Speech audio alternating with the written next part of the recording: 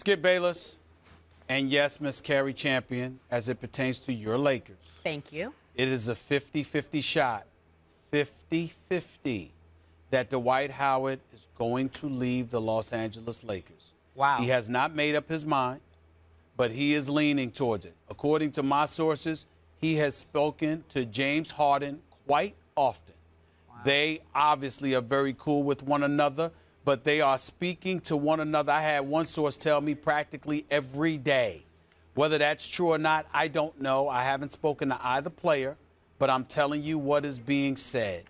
That Dwight Howard obviously would love to be in L.A. because it's Hollywood, because it's a major market, because of the opportunities outside basketball that it would accord him. But he's not too enamored by continuing to play for Coach Mike D'Antoni. And as long as the Lakers are steadfast in their position that Mike D'Antoni stays on as the head coach of the Los Angeles Lakers, then Howard is going to be anything but steadfast in his willingness to commit to the Los Angeles Lakers, which brings Houston into the equation. He looks at James Harden. We all know that James Harden has emerged as a star in this league, tinkering towards superstar status. We all know that Chandler Parsons, I must admit, can play this game far better than I thought he could. And when you've got Omar Ashik, who came over from the Bulls, providing muscle on that front line, then you've got the kind of help that Dwight Howard would like to have, sans the stress, without the stress of being in L.A., you know, the purple and gold, with the expectations of championship draped all over his broad shoulders. It is something he is strongly, strongly considering. And right now, I think anybody who would say it's better than a 50-50 proposition that he's going to return to the Lakers are simply either just thinking about the additional $27 to $28 million he could get from the Lakers in a long-term deal, or they're simply oblivious to what's going on in the world of Dwight Howard.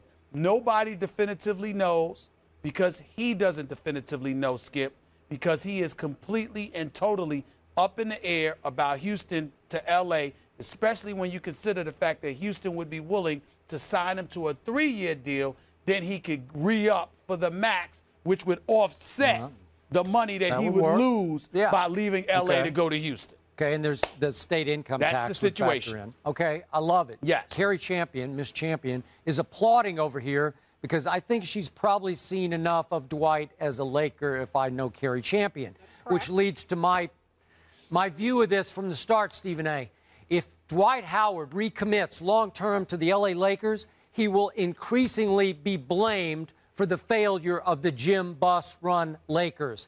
It's no place for a guy who's built like Dwight Howard. He belongs in Houston with James Harden and Ashik and a young upcoming team. He would be perfect there, Stephen A., for a little less money that they could recompensate, as you say, later for.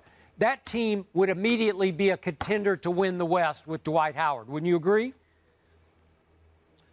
You're right about that, Skip, but the only thing that I would caution you to think about is you feel that way primarily. It's not the only reason, but you feel that way primarily because of the state the Lakers are in. Sure. But there's a power struggle, from what I'm being told, that's going on.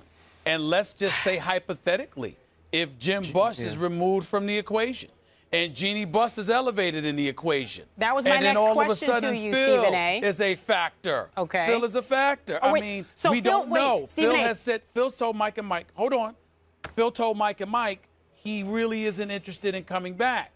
I beg to differ because I believe in the power of a woman, and Jeannie Buss is his woman. This is true. But what if Phil has some influence, and then all of a sudden Brian Shaw is the guy that's brought in? This is all assumptions, no doubt. Yeah. But that kind of stuff, if that happens, then all of a sudden we're talking about a different situation. Look, we got to move on, but let me ask you this question quickly. So if, in fact, that is, let's take all your assumptions into play. Say they know now Dwight's really thinking about leaving. You think they'll make that change? They is he know. that key? Well, That's a tough one because Mitch Kupchak has been on the record saying they don't make decisions based on player desires. Okay. They run the organization, the players play. But you also have to keep in mind, this is what makes Houston lethal. He can leave L.A. high and dry for Houston. They brought up Golden State. You've been hearing Golden State's name mentioned over the last week and a half. Well, in order to get a deal done, that will require a sign and trade, which would mean the Lakers would have to be participants in all of that to get an Andrew Bogut approaching the last year of his deal, along with a Harrison Barnes or a Klay Thompson. But if you're Houston, you don't need L.A.'s help to get Dwight. All you need to do is convince Dwight to leave, and you can sign him. That's the difference.